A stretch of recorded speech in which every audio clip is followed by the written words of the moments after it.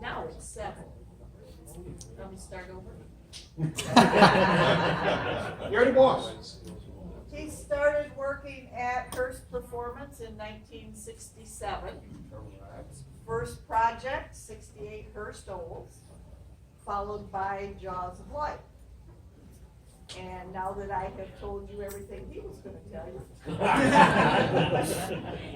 Mr. Don Glover. Thank you. Thank you.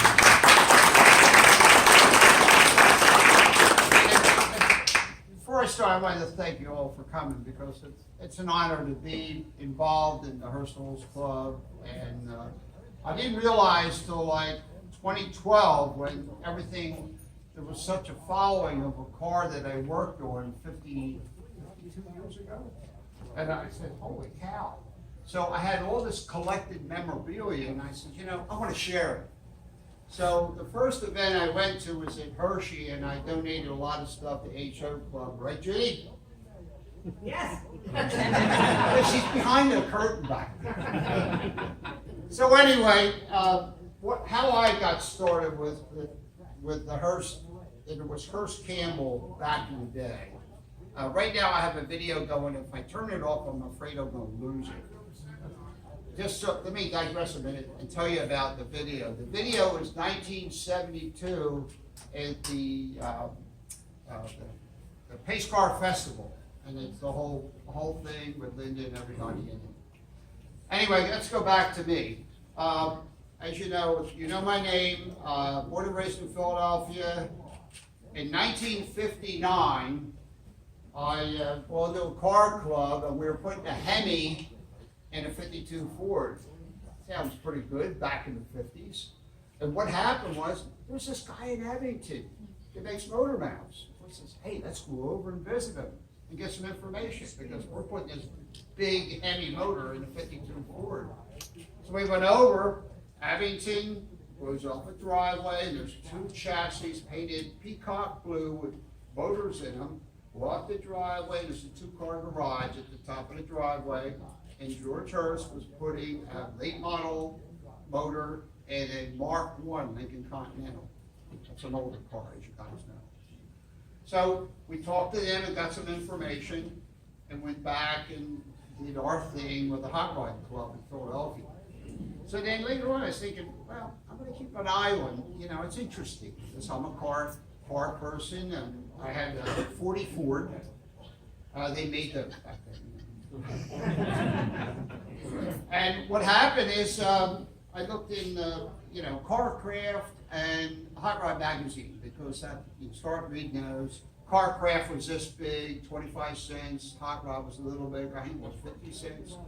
And George Hurst had an editor. Let's have a copy here. From the early early days. Then he progressed into shifters. And I kept following the Hurst and Hurst Campbell company to say, you know, I want to work for them. Being a car guy and all that, and they got into shifters and became popular. So I put in that in there. At the time, I was in Connecticut working for United Aircraft, designing jet engine parts. And I'm still a car guy, moved back to Philadelphia, put an application into Hurst Performance in '66. I was hired in '67. And as Judy said, one of the first projects was the Hurst Souls prototype. That's what you guys want to do. But prior to that, I did a small project with the demo stand. I don't know if you folks ever heard of the two shifters on the demo stand at the speed shops years ago. Well, we used to weld them together, but we couldn't ship them. So they said to me, since I was a new kid on the block, well, we want to make this bolt together. So that's what I did. So we could flat pack it and ship it to different speed shops. So then in 1967, in December, they said, well, we got another project. It's called Personalized Rolls. Okay, project. So 67, Cutlass, two-door post coupe, bucket seats, 350 motor. And they said, well, we're going to, you know, put a 455 in it. We're going to do this and do that. I said, okay. Car was delivered to Warminster facility. We pulled the 350 out. Oldsmobile division sent us a warmed up 455. We dropped that in. So each of us 3 engineers had special projects. My projects were put the dual gate in, put the cold air package underneath the front bumper, work on the headlights, engineer the Hurst Olds emblem, which right here, I have the original drawing that I created. Then we cast it in zinc die cast. This is the original drawing I did in '67.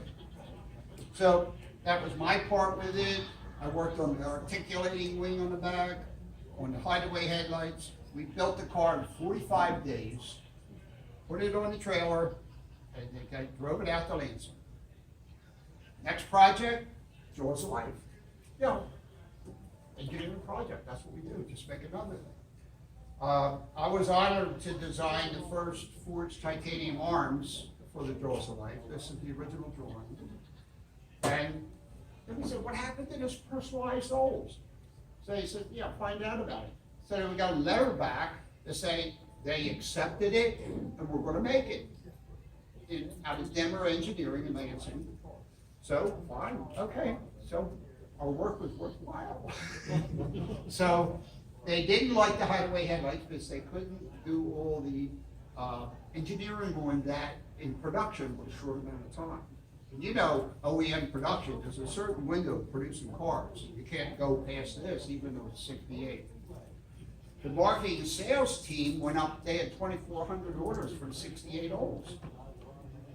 We're like building them like 10, 12 hours a day at Denver Engineering, and the cars are coming off the line with the 455 in it.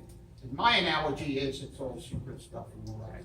But I say that when the car came down the line with the red fender wells, they said, put that motor in. You know, because all this hush-hush stuff about the corporate. As you know, a 455 and a 350, physically it's the same. It's like a 265 Chevy and a 350 Chevy. They're physically the same. So that's what happened, I believe, it's what I say, but I'm pretty sure, that the red fender wells came about. So then they came across towns and Denver Engineering, we did our thing with the gold paint and all that. As you know, we did the prototype in black and gold, and they say that had to be silver and black because gold was a Cadillac color, and this is Oldsmobile. So, oh yeah, we can't do that. So anyway, we built 515, and you know the rest. And then the next year, we got the contract to do the 69 car, which a lot of you folks own. We built 906 of those. There's more production numbers. I don't have all the details of the numbers. Judy can tell you that, or you can look them up. Also, so I don't bore you with all my talks and stuff, I then printed out a lot of information about things that I created and worked on. I didn't do them all from scratch. One of them is the pistol grip for the boat cars. You guys ever see this? And now they have repops in these. So this got real popular with the Chrysler camp. Also, I worked on shifter kits, auto stick. You know, in 1968, things slowed down for stick shift cars, and they had all these regulations with emissions and all that. So we said, okay, let's design an automatic shifter, not a dual gate. We did that way early before my time. So we did an auto stick that looked like a stick shift for the automatic cars, meaning the power glove, the turbo hydro. I don't think we made one for a 727 or 904 Chrysler transmission. So this became the auto stick. This was in I have to look at the date, 69. At the same time, they said to me, well, since I did the Hurst Olds emblem, well, we're going to do a Hurst equipped emblem. Since I did a good job with that, so they said, draw up the Hurst equipped emblem. So I did that. And here's the drawing of that. Also in my display, when you guys get up and walk around and do all that stuff, this is one of the first 50 that are cast in zinc chrome plated. And everybody, people look at this and they complain and they say, well, that's pitted and all. I said, well, it's 52 years old. But anyway, you can come up here, look around. I have 5 books of information that I collected through engineering, things of the jaws of life, some of the tests we did with the stress test, the stress analysis on the jaws of life, and you know how popular that is. When we first created that, well, after I did this and started making parts and prototypes and doing testing, we found we had to hire more temporary people in to get this going. Now, there's always this controversy about Bill Campbell, George Hurst, who did it. When I worked there, it was mostly the Hurst Olds was Jack Watson's pet project. The Jaws of Life was something George Hurst wanted done.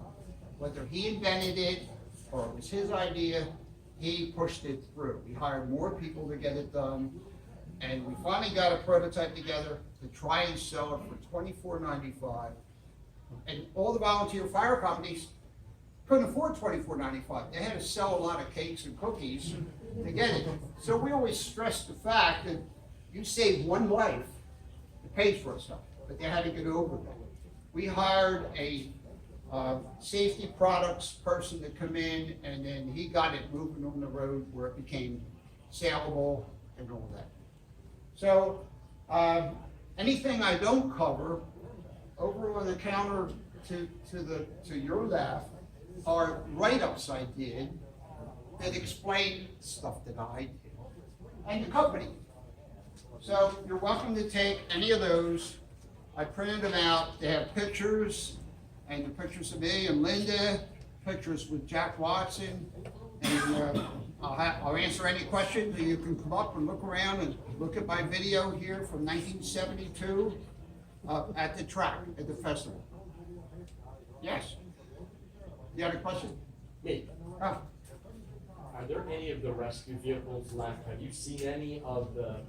There's one that I know of. It's the rescue one. Yeah. We did that in '73. Then it just kind of fizzled out a little bit. We built that one in Warminster. We did it out of Gremlin. And the Jaws of Life, I might have pictures of it here, maybe not. The stripes were painted hugger orange. But what happened later on, the rules are so tight with the rescue equipment, it had to be heavy duty, off-road stuff, and this little Gremlin couldn't do it. So we put a light bar on it with 2 batteries, 2 power winches front and back, push bars on the front, carriage in the back. You lift the hatch up, it comes out like this. You grab the rescue tool and all that.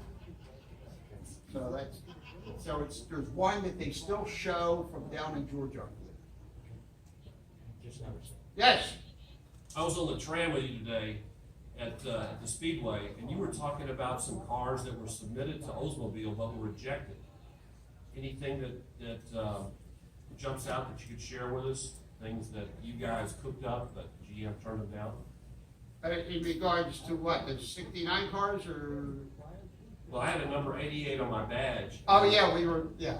Making, sporting. Now, the two experts that are here that are not in the audience was Don Morton and Chuck Miller. Chuck Miller was a subcontractor to Hurst out in Michigan who built the two prototype 69 Hurst Olds cars.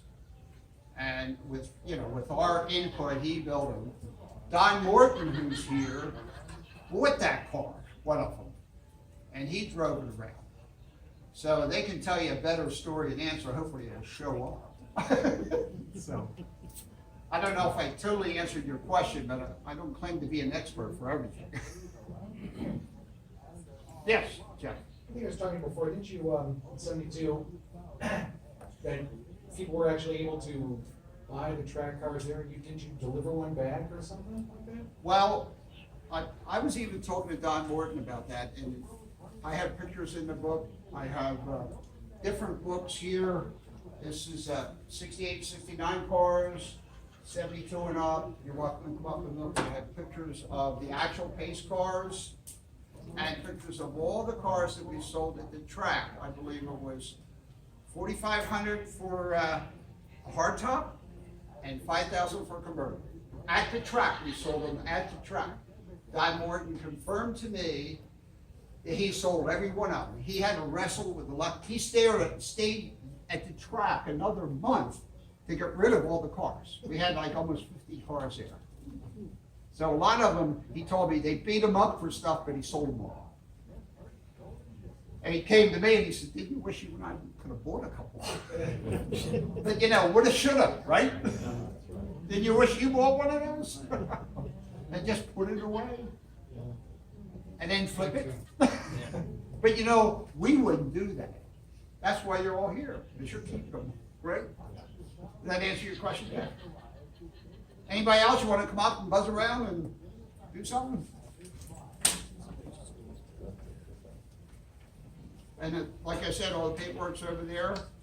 I don't know. Before everybody takes off,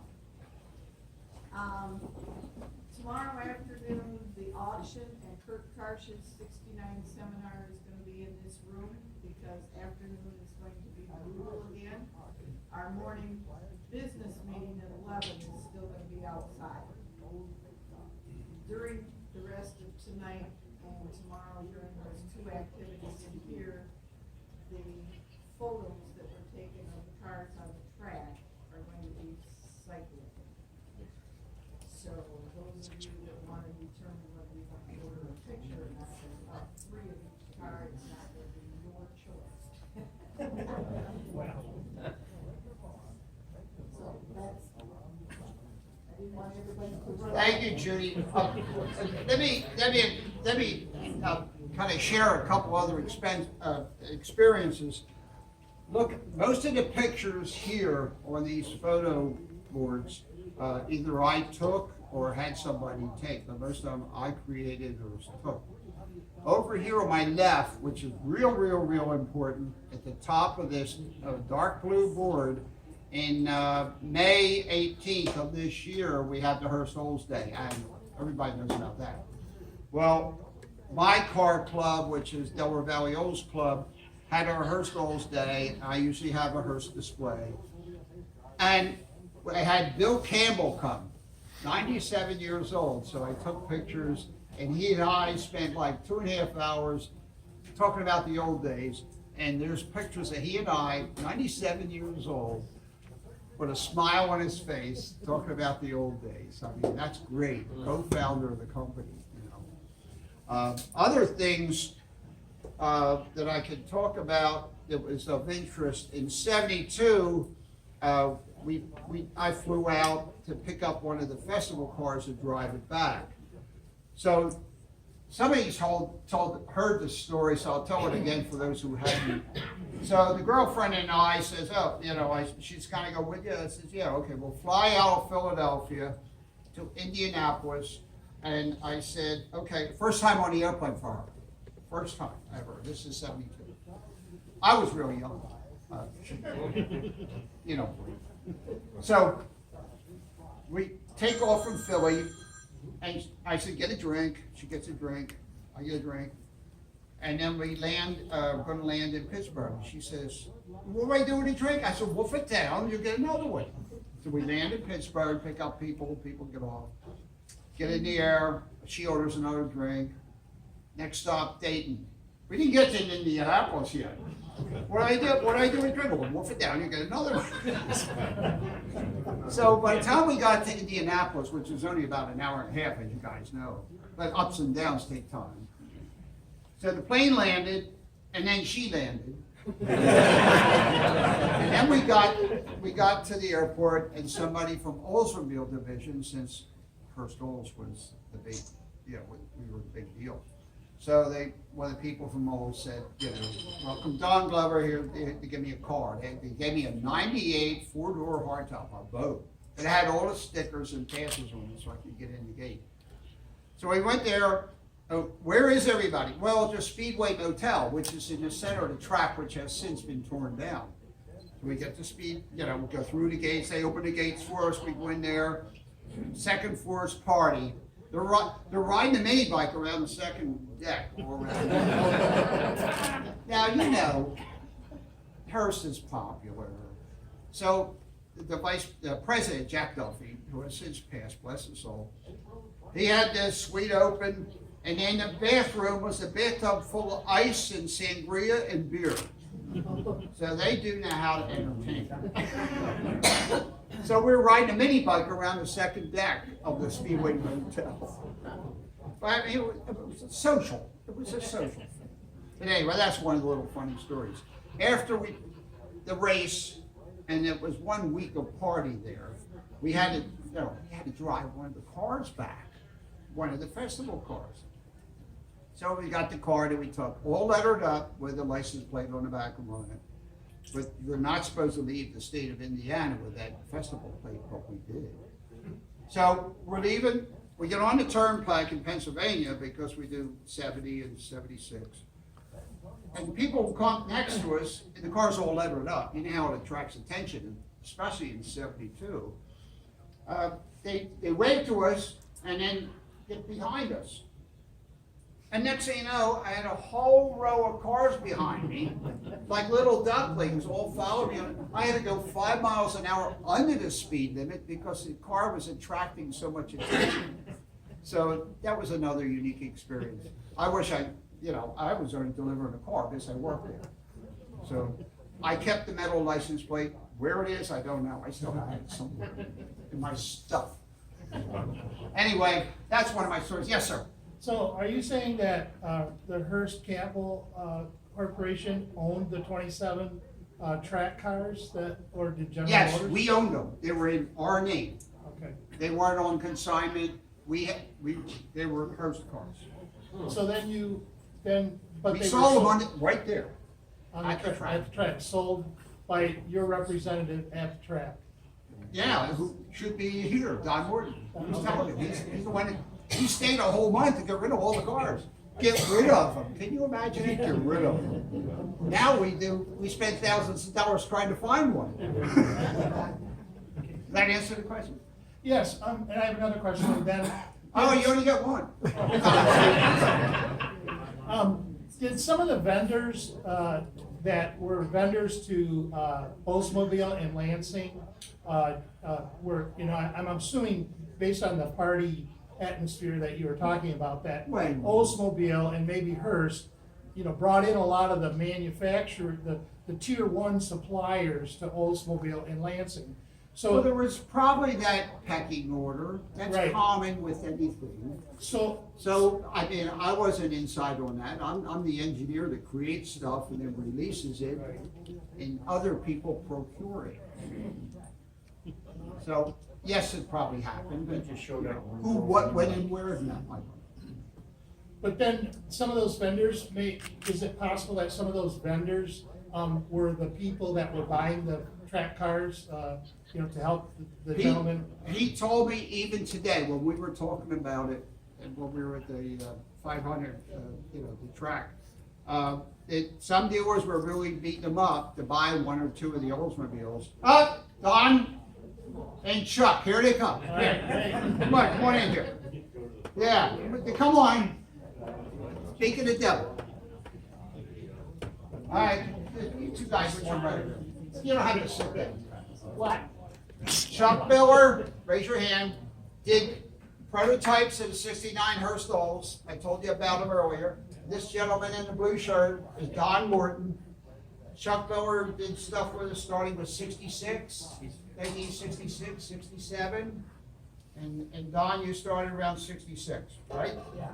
Now, the gentleman back there who's asked 2 questions, I told him he was only allowed And you one. didn't know the answer. That's right. So I said, he was Where do asking, these guys get there? he asked me if we sold all the cars at the track. I says, Don, Morton Absolutely. stayed there till a whole month to sell every one of them. Yeah. And sometimes dealers want more than one. Yeah.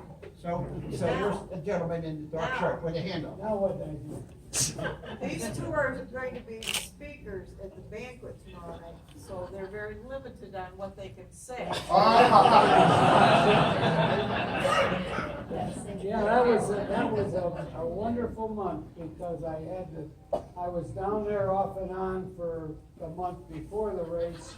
And then I stayed at the motel, the Speedway Motel for a month. And Party motel? Sold the 50 cars that had been the parade cars or, you know, I forget what they called them.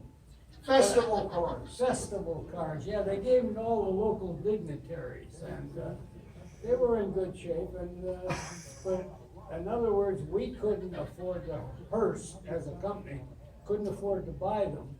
And GM had put this edict out in '71 saying, we're not gonna participate anymore. So some smart guy, and I don't wanna get into who was involved other than George Hurst, obviously. So we came up with this package deal that, well, we'll own the cars. Not a whole lot of money changed hands, but the cars were all registered in Hurst's name. And of course, because a lot of money didn't change hands, Oldsmobile said, okay, party's over, now what they gotta get rid of these cars.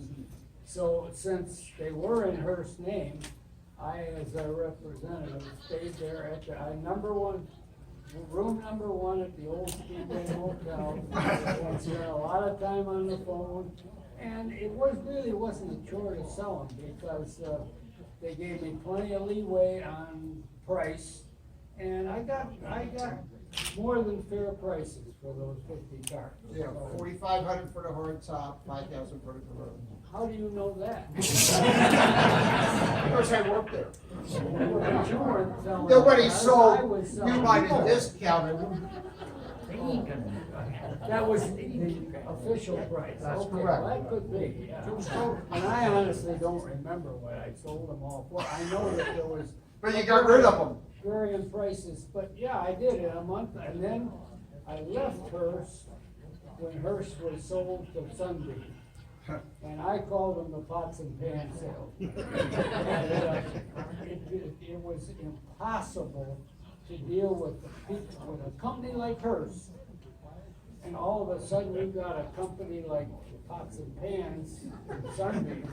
They don't understand, they haven't got a clue. And all I ever heard, here we are trying to get prototypes built, and because we didn't just build Hurst Olds. We built the AMC Scramblers, and we built the 50 race cars for Chrysler, and we also built 50 AMX race cars, and a lot of other cars. Our bread and butter project was putting drop floor pans in New York taxi cabs, but I'll tell you more about that tomorrow. That was what kept the doors open, really. And we were building those at 50 a day. And I had no idea about New York politics till we got that program. And then I got more I learned more in a short time than anybody ever wants to learn. He's saving stuff for You're tomorrow. still gonna be able to talk tomorrow? Oh, yeah. He's got more stories. Now that I'm- He has more stories than the Now Bible. it's gonna wait. So anyway, that's, is that enough for them tonight? Looks like they're asleep back there. Yes, sir. In reference to that gentleman's question about the Hurst Holes that year, the year before, they had the big accident. at the Okay, I 8500. forgot to put my ears in, so you gotta repeat The the year before, they had the big accident. Well, this was the year. That's the and Chrysler deal. That's what set them up for this whole deal, because after the big accident with a drunken Chrysler Zone guy. Oh, no. That's not what it was. He was tipped over, and he came in the pits too fast, and then he lost it, and he hit that, photo tower, and nobody died, by the way. I've heard a lot of rumors about that, but there were some very influential people, one of which was a doctor out of Indianapolis. I have no idea what his name was, but because he had such good connections with the Speedway, he was in the tower when the tower came tumbling down. And so GM, all three of the car companies, well, four actually, because AMC was still an independent company, they got together and they said, we're done with that Indianapolis deal. We can't afford the millions of dollars, the liability that we stand.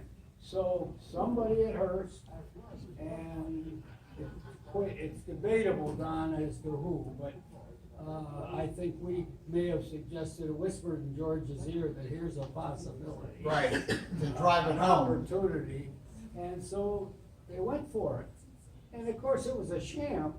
Everybody knew it was a sham, except legally, Oldsmobile's not responsible anymore. Yes, Hurst we is were a responsible. private manufacturer. Yeah, so, and of course, our liability, had another major accident occurred, wouldn't have been anywhere near. I mean, they could have bankrupted the company for less than they were gonna sue GM for and collected, you know. So that's how it all came to be. And it's the only time in history that a non-OE supplier was ever paced the Indy 500. Probably still to this day. Yeah, or it'll never happen again. Because, as you know, we're 72, 74. Yeah, it'll never happen again, I guarantee it. It was a unique opportunity, and we happened to be at the right place at the right time. And, I owned, when I left Hurst, there was two modified ones that we built, one for the New York Auto Show, and then Dale Smith at Oldsmobile